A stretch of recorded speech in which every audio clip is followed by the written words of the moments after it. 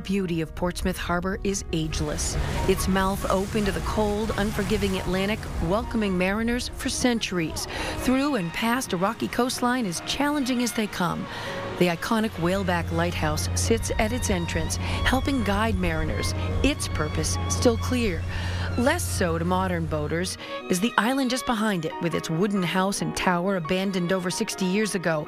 A passing curiosity to most, but to the passionate, a piece of history dying before their eyes.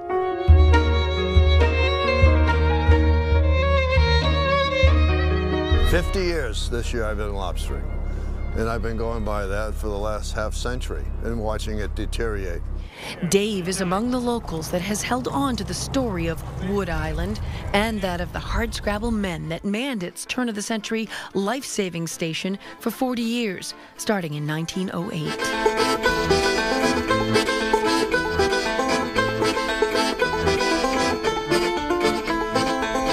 These are tough buckaroos out there. They were tough men, tough men.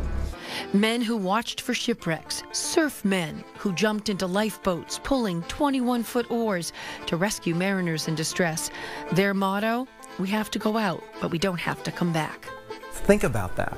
The men who served here were getting in rowboats, typically in the winter, typically at night, in a storm, to go save people. It's a heck of a story and it's worth saving.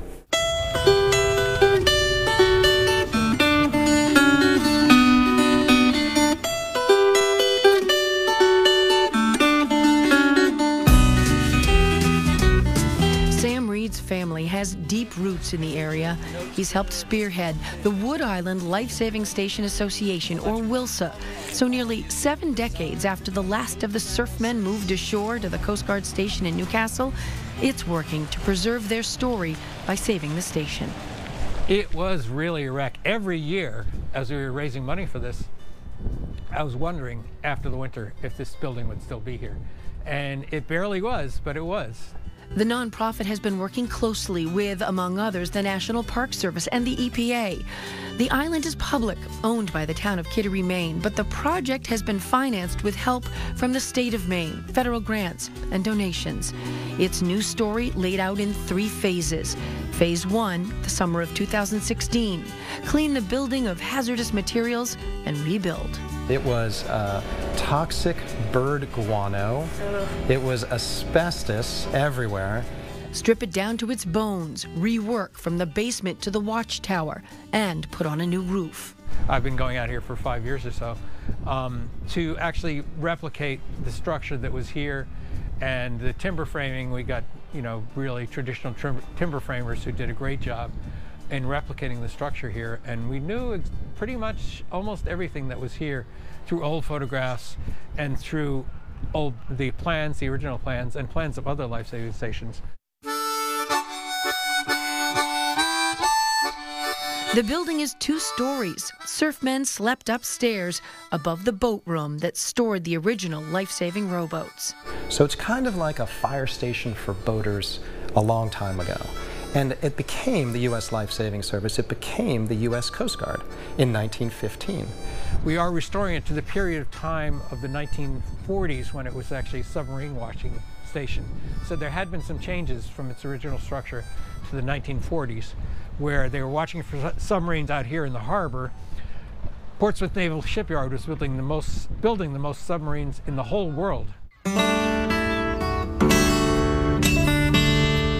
Wood Island is the last life-saving station that has its marine railway intact. Those rails used to guide the original 4-man rowboats out through the back of the building and into the surf. They were 2 boats, and they had rail, and they went down that way. The doors, of course, are not yet installed. The boats changed over time, getting bigger and getting engines, eventually moving to moorings, but always at the ready. This is where the boats were.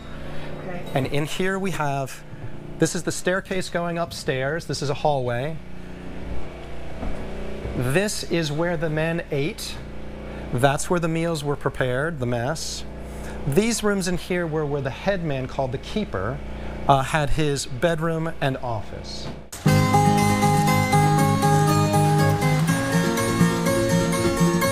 The plan for the summer of 2017, Phase 2, the wrapper that sealed the station over the winter comes off, Doors and windows go back in and bring it back to life. There's a fair amount of windows, and they're all awning windows, which means they're hinged at the top.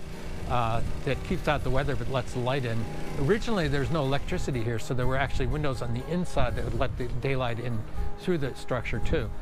The building is to be finished inside and shingled and painted out. Then phase 3, the summer of 2018, the plan is to work on interior displays and finish the grounds, complete with docks for tourist boats, with hopes of opening the Wood Island Life-Saving Station as a museum in the spring of 2019. And here we've got a situation at the pinnacle of Portsmouth Harbor, right here. And I can see the kids coming down on the gondola, pulling up, going in, seeing a life-saving station today, as it was back in 1900. And that's my dream. In the meantime, Dave and his lobster boat often help shuttle contractors and the like, part of a volunteer effort that is a story unto itself. This was a life-saving station where men would go rowing out in boats in storms to save mariners in distress. That is an extraordinary thing, and that's a great history, a story of which we look forward to telling.